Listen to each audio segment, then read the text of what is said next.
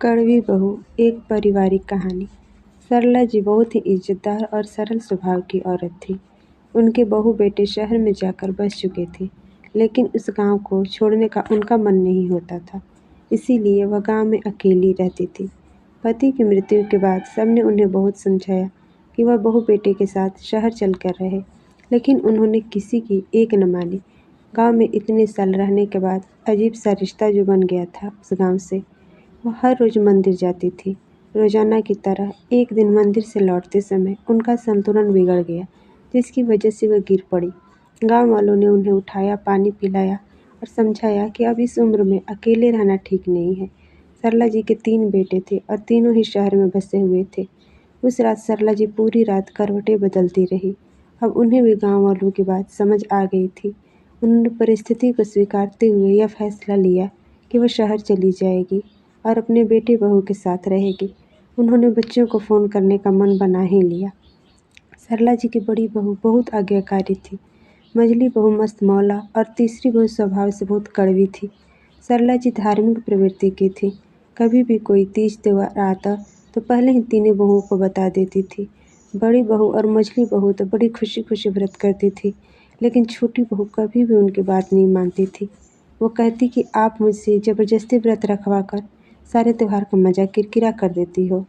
सरला जी को वह एक आँख नहीं भाती थी। वह उससे हमेशा व्रत जप करने के लिए कहती रहती थी कि इससे कुछ पाप धुल जाए। दोनों की किसी न किसी बात पर रोज़ बहस हो ही जाती थी। एक दिन सरला जी को बहुत गुस्सा आया और उन्होंने कहा, तू क्या सोचती है कि मैं बुढ़ापे में तेरा आसरा लूँगी? मर जाऊँगी पर तेरे पास नहीं आऊँगी। सरला जी ने बड़ी आस के साथ सबसे पहला फ़ोन अपनी बड़ी बहू को लगाया और बोली, मैं आज गिर गई हूँ और ऐसा कई बार हो गया है, तो मैं सोच रही थी कि मैं तुम्हारे पास आ जाऊँ। बड़ी बहू ने सुनते ही कहा, अभी नवरात्रि चल रहे हैं माँ जी, और मैं नवरात्रि में नंगे पाँव रहती हूँ और किसी का छुआ भी नहीं खाती, इसीलिए अभी नहीं। फिर सरला जी ने मझली बहू को फ़ोन किया, लेकिन उसने भी कोई बहाना बनाकर टाल दिया। जब बड़ी बहू और मझली बहू ने ऐसा जवाब दे दिया, तो फिर छोटी बहू से क्या उम्मीद लगानी है? वो तो पहले से ही स्वभाव की कड़वी है।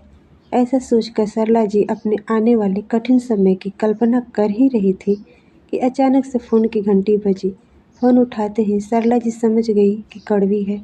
कड़वी बहू ने फ़ोन उठाते ही बोलना शुरू कर दिया, गिर गई ना, आपने तो बताया नहीं, लेकिन मैंने भी जासूस छोड़ रखे हैं। आज आपके बेटे को भेज रही हूँ लेने के लिए। ज़्यादा नखरे मत दिखाना, आ जाना। सरला जी कड़वी बहू की बातें सुनकर हैरान थी और बोली, क्या तुझे मेरी कही बातें याद नहीं है? तू भूल गई कि मैंने तुझे कहा था कि मैं मर जाऊंगी पर तेरे पास नहीं आऊंगी। हाँ हाँ, सब याद है मुझे, भूलूंगी नहीं कभी आपके कहे हुए वो शब्द। लेकिन आप मुझे नहीं जानती, मैंने उसी समय यह व्रत लिया था कि इस बुढ़िया को मरने नहीं देना है, और आज से मेरा व्रत शुरू हो गया है।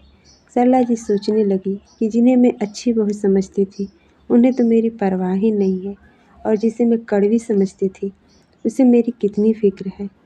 दोस्तों, ये कहानी आपको कैसी लगी? अपनी राय हमें कमेंट में लिखें, और कहानी पसंद आई है तो लाइक शेयर करें, और अगर पहली बार हमारे चैनल पर आए हैं तो प्लीज़ सब्सक्राइब ज़रूर करें। कहानी को अंत तक देखने के लिए आपका बहुत बहुत धन्यवाद।